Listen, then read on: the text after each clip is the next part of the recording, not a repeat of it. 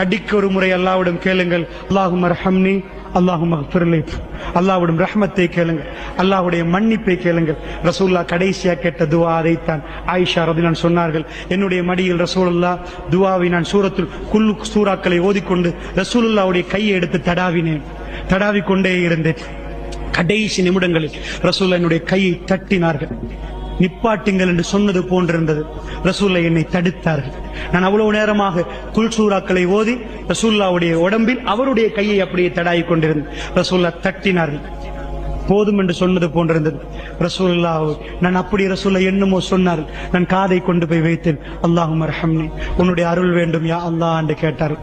அல்லாஹும்ம அக்ஃபிர்லி, யா அல்லாஹ் என்னை மன்னித்து விடு என்று கேட்டார்கள்.